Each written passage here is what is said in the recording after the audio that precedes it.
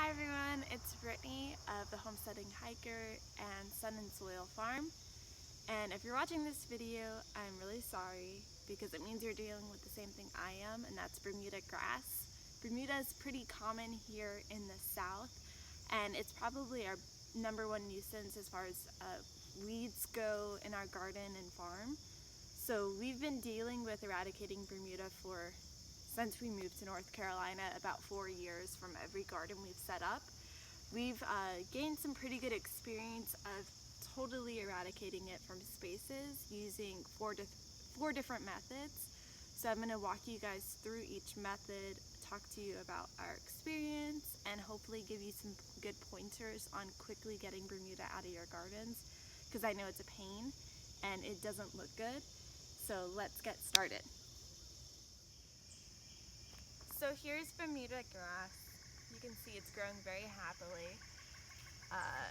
Bermuda spreads by crawling across the ground and rooting itself. So if I just pull up a little bit here, you can see it's like a long piece of grass. It also has underground stolons. I think that's the right term. And it's where it stores its energy, is underground. So when you're trying to eradicate it, just pulling up the top doesn't really work because that's not where it stores its energy. You really need to get after the whole thing. I'll talk about that as we work through the methods of getting rid of Bermuda. Okay, so the first method we're going to talk about today is solarization. This is a new method for us this year. So you use 6mm poly. It's like clear plastic that you can buy at Lowe's or Home Depot, and you just spread it across the ground and you let the sun bake underneath it. So if we can look closer here on this patch right here that we recently solarized. This is both crabgrass and Bermuda grass, I'm aware of that. And you can see it fried the top, but because Bermuda has those underground stolons, it's not going to really totally kill it. So this is a method where you kind of want to employ both, like kill the top and then work hard to pull it all up. But it does help kind of weaken the Bermuda grass. It will weaken it, but it won't completely kill it. And that's solarization. Okay, the next method, or I guess the next two methods, I'll talk together at the same time. The first one is sheet mulching. So this is probably the most effective method we have found so far. It's you take cardboard and you rip it out, you make big flat sheets of it, you lay it on the ground, you would overlap it. If you don't overlap it, the Bermuda will get through. So all of these cracks here, you need to lay another piece on top of it.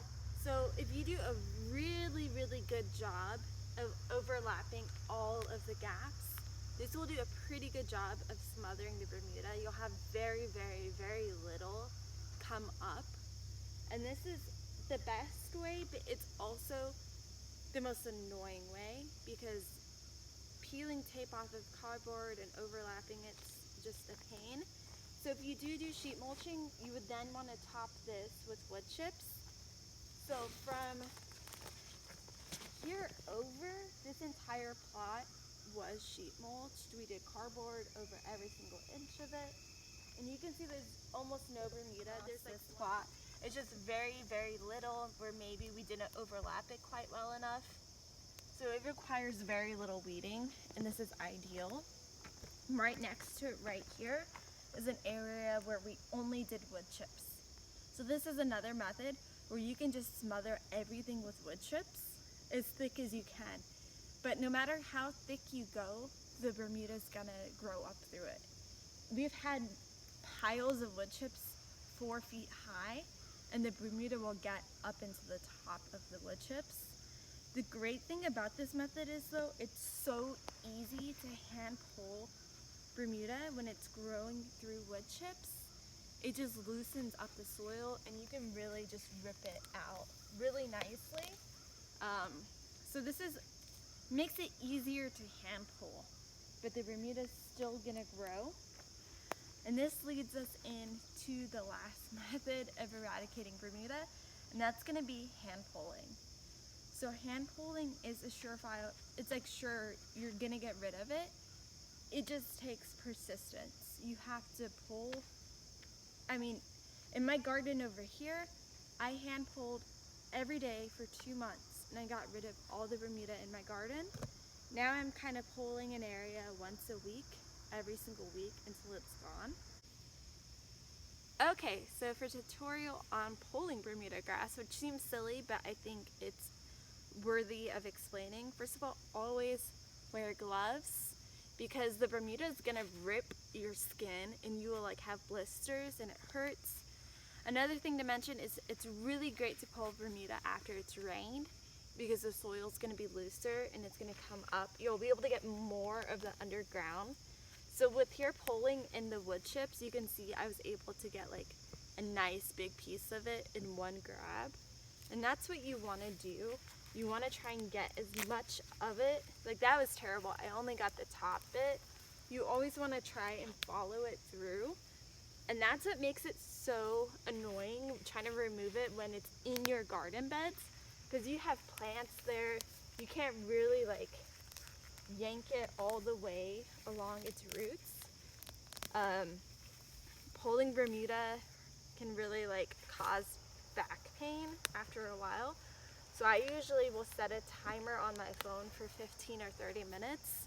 And that's about as long as you want to do this in a day. But if you do 15 minutes a day, you can really make a huge difference.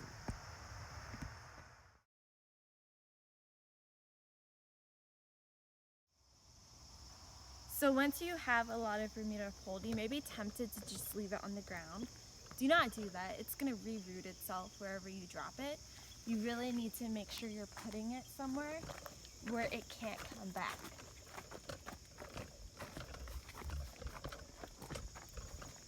So we have our Bermuda kill zone here, and it's just like a nice slab of concrete. And what I like to do, and it's kind of ridiculous, but it feels good, you can tell I really hate Bermuda, is like when I throw it on the ground, I yell, "Die 1,000 deaths!" Okay, so here is the area I've been working on recently.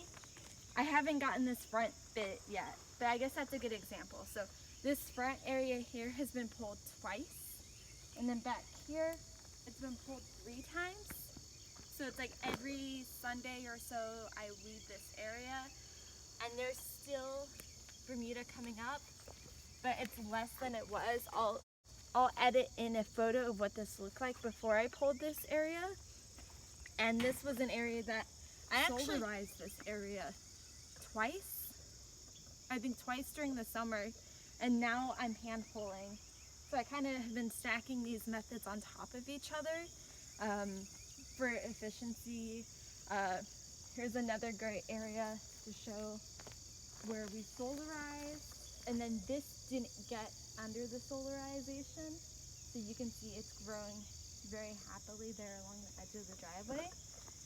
And I really think with Bermuda, once you have cleared a space, it's really important to stand your ground. So like once you've gotten the Bermuda gone, like every day, every week, whatever your timeline is, go back through and make sure none has come up. It makes it easier sort of, or just like you feel more satisfied knowing that like an area is completely clear. So stand your ground once you've made some ground. Okay, so this is our first garden that we set up here when we set it up 3.5 years ago. This was just a lawn of Bermuda grass. This is where I pulled Bermuda every single day for 2 months during the heat of the summer, and now it's gone. And that's the thing, if you stick to it, if you have your plan and your methodology, so this was sheet mulched and then I did hand pulling after that, you can eradicate Bermuda from your garden. I want you guys to have hope and know that this is possible. You just gotta stick to it. And then of course, you know, anybody who's dealt with Bermuda, they get it. So just make sure you seek emotional support from other gardeners and farmers. Whatever you have to do, Bermuda is resilient, it is strong, and it really doesn't care about you, your vision, or your feelings. So just stick to it. I know you're going to get rid of Bermuda and you're going to have the beautiful garden or farm that you want. So thank you guys for watching. If you have any other methods you use or any questions or just words of support to other gardeners, just leave them in the comments below. Thanks for watching.